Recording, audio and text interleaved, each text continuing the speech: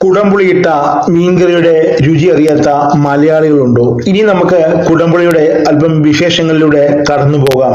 കുടംപുളി വിളയുന്ന കാലഘട്ടം തന്നെ അതിരസകരവും പ്രത്യേക ഒരു കാലാവസ്ഥയിൽ ഉള്ളതുമാണ്. നിങ്ങൾ കണ്ടിട്ടുണ്ടോ കുടംപുളി വിളയുന്ന കാലഘട്ടം? അതായത് ജൂൺ ജൂലൈ മാസം നല്ല മൺസൂൺ കാലഘട്ടമാണ്. കുടംപുളി വിളഞ്ഞു പാകമാകുമ്പോൾ, അത് പൊഴിഞ്ഞു വീഴുമ്പോൾ അത് നമ്മൾ പറക്കിയെടുത്ത് കഴുകി അത് പൊട്ടിച്ച് ചീരലുണങ്ങും. പഴയ കാലഘട്ടങ്ങളിൽ അത് വാറ് വെച്ചുള്ള ചേരുകളിലാണ് ഉണങ്ങിയിരുന്നത്. കാലഘട്ടം മാറിയപ്പോൾ അത് നെറ്റുകളിലായി. ഈ പുതിയ കാലഘട്ടത്തിൽ ഡ്രയറിൽ ഉണങ്ങുന്ന സ്ഥിതി വരെയായി. എങ്കിലും പഴയ കാലഘട്ടത്തിന്റെ ചേര് തന്നെയാണ് കുടംപുളിയുടെ യഥാർത്ഥ രുചിക്ക് കാരണമെന്നും അതിൻ്റെ ശരിയായ രീതിയിൽ അത് കിട്ടുന്നതെന്നും ഞാൻ പറയും. കാരണം അതിന് രണ്ട് വ്യത്യസ്തമായ കാരണങ്ങളുണ്ട്.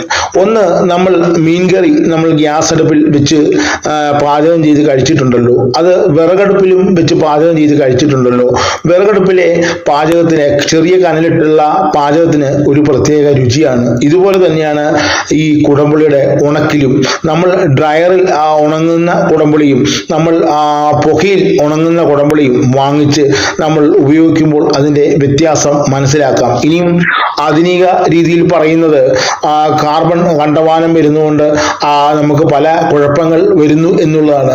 നമ്മൾ ഈ കുടംപുളി ഇട്ട് കഴിക്കുന്ന ആളുകൾ എങ്ങനെ ചിന്തിച്ചാലും 120 വയസ്സിനപ്പുറം നിലവിലുള്ള കാലഘട്ടങ്ങളിൽ ഡ്രയറിൽ ഉണക്കിയതും അല്ലെങ്കിൽ നമ്മൾ പറയുമല്ലോ പുകയിൽ ഉണക്കിയതും ഇത് ഏത് കഴിച്ചാലും ഒരു 120 വരെ ഒരു മനുഷ്യായുസുള്ളൂ എന്ന് നമുക്ക് ഉറപ്പിച്ച് തന്നെ ഇപ്പോഴത്തെ കാലഘട്ടത്തിൽ പറയാം. ഇനി നമുക്ക് കുടംപുളിയുടെ മറ്റു സവിശേഷ കാര്യങ്ങളിലേക്ക് പറഞ്ഞു പോകാം. ഈ കുടംപുളിയുടെ ആ പുളിരുചിക്കുള്ള യഥാർത്ഥ കാരണം എന്ന് പറയുന്നത് ഹൈഡ്രോക്സി സിട്രിക് ആസിഡിന്റെ സാന്നിധ്യമാണ്. അതുപോലെ തന്നെ ഈ കുടംപുളിയെ കുറിച്ച് നമ്മൾ ഔഷധ ഗുണങ്ങളിൽ പറയുകയാണെങ്കിൽ ഇത് രക്തത്തിലെ പഞ്ചസാരയുടെ അളവ് കുറയ്ക്കും. അതുപോലെ തന്നെ കൊളസ്ട്രോൾ കുറയ്ക്കാൻ സഹായിക്കും. ഇനിയും മറ്റു ചില ഗുണങ്ങൾ പറയുകയാണെങ്കിൽ ഇത് വളരെയധികം ആന്റി ഓക്സിഡന്റുകളുണ്ട്. അതുപോലെ തന്നെ നമ്മുടെ ചർമ്മത്തിന് ചെറുപ്പം നൽകാൻ സഹായിക്കും. തലമുടി ശക്തിയായി വളരുവാൻ ഇത് സഹായിക്കും. അപ്പൊ ഇതൊക്കെ വളരെ ഗുണഗണങ്ങൾ ഉള്ളതാണ് ഈ കുടംപുളി എന്നാണ് പറഞ്ഞു വരുന്നത്. നമ്മളിവിടെ ശ്രദ്ധിച്ചാൽ അറിയാം, ഈ കുടംപുളി ഉണക്കുമ്പോൾ ആ പുകയാണ് കയറ്റി വിടുന്നത്. അതേസമയം തീ നമുക്ക് ആളിച്ച് കത്തിക്കാൻ പറ്റുകയില്ല. അതിനും രണ്ട് കാരണങ്ങളുണ്ട്. ഒന്ന്, ഇതിലെ കറയെക്കുറിച്ച് പറഞ്ഞല്ലോ, അതാണ് നമ്മൾ പറഞ്ഞ ഹൈഡ്രോക്സി സിട്രിക് ആസിഡ്. അപ്പം നമ്മൾ തീയിട്ടാൽ ഇത് ഉരുകി ആ തീയിലേക്ക് വീഴും. അപ്പൊ ഇത് ഈ പുളിയിലേക്ക് തന്നെ, ഈ തോടയിലേക്ക് തന്നെ പിടിപ്പിച്ച് നിലനിർത്തണം. അതൊരു പ്രധാന ചടങ്ങ് തന്നെയാണ്. ഈ ചന്തയിൽ നിന്നൊക്കെ പുളി വാങ്ങിച്ചുകൊണ്ട് പോയിട്ട് പറയും ഈ പുളിക്ക് ഒരു ഗുണമേന്മയില്ലെന്ന്. അവർ പറയുന്നതിനും ഒരു കാരണമുണ്ട്. ഈ പച്ചപ്പുളി വെട്ടിക്കീറിയിട്ട് ചിലർ അത് ടയർ കത്തിച്ച് ഉണങ്ങും. അത് ശരീരത്തിന് ദോഷകരമാണ്, ക്യാൻസർ വരുവാൻ വരെ സാധ്യതയുണ്ട്.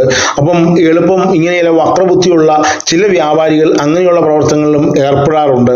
ഇനി നമ്മൾ ഈ പുളി ഇങ്ങനെ ഉണങ്ങുമ്പോൾ ചിലർ കാണുമ്പോൾ ഈ പുകയിലോട് പിടിപ്പിച്ച് ഇത് വല്ലാതാവില്ലേ എന്ന് ചിന്തിക്കും.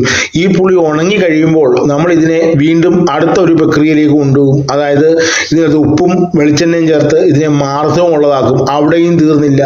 ഇത് നമ്മളൊരു പാചകത്തിന് ഉപയോഗിക്കുന്നതിന് അരമണിക്കൂർ മുമ്പ് ഇത് വെള്ളത്തിലിടും. ഇട്ട് 4-5 പ്രാവശ്യം കഴുകി അതിൻ്റെ പുറംഭാഗത്തുള്ള എല്ലാ മാലിന്യങ്ങളും വീണ്ടും കളഞ്ഞിട്ടാണ് നമ്മളിത് കറിക്കൂട്ടുകളിലേക്ക് ചേർക്കുന്നത്.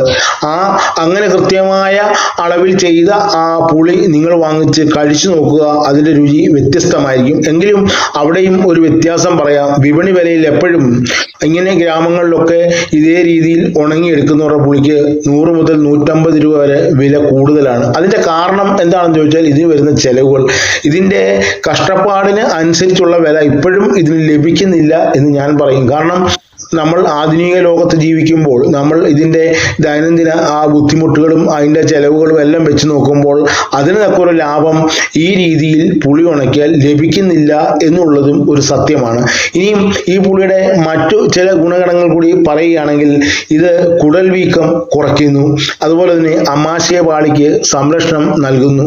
ഇനി നമ്മൾ മീൻകറി മാത്രമല്ല, കൊഞ്ചുതോരനായിക്കോട്ടെ, അതുപോലെ നമ്മൾ പല കൂട്ടാനുകൾ വെക്കുമ്പോഴും നമ്മൾ ഈ കുടംപുളി ഉപയോഗിക്കും. ഇനി ചിലർക്ക് ഈ വാളൻപുളി ഉപയോഗിക്കാൻ പറ്റില്ല, അതിൻ്റെ ഗ്യാസിൻ്റെ പ്രശ്നമുള്ളവർക്കും ഈ കുടംപുളി ഉപയോഗിച്ചുള്ള ചില കറികളൊക്കെ ഉപയോഗിക്കുക. ഇപ്പോൾ ഇഞ്ചിക്കറി തന്നെ നമ്മൾ വാളൻപുളി ഉപയോഗിക്കുമ്പോൾ അല്പം രുചി കൂടുതലാണെങ്കിലും അത് പിടിക്കാത്തവർക്ക് കുടംപുളി ഉപയോഗിച്ച് ആ കറി വെച്ച് കഴിക്കാം. അല്പം രുചി കുറവാണെങ്കിലും ആ ശരീരത്തിന് ഗുണപ്രദമാണ് ഈ കുടംപുളി എന്നുള്ളതാണ് ഏറ്റവും സവിശേഷമായൊരു കാര്യം. ഇനിയും നമ്മൾ മീൻകറികൾ ശ്രദ്ധിച്ചാൽ കുടംപുളി ഇട്ട് വെച്ച മീൻകറിക്ക് ഒരു പ്രത്യേക രുചി തന്നെയാണ്. കുടംപുളി തന്നെ വ്യത്യസ്ത രീതിയിലുണ്ട്. അതിൽ ഏറ്റവും രുചിയും ഗുണവും കൂടിയതാണ് വരിക്കപ്പുളി. അതിൻ്റെ തോടിന് കട്ടി കുറവായിരിക്കും, എങ്കിലും അതിന് പുളിയുടെ സാന്നിധ്യം വളരെ കൂടുതലായിരിക്കും.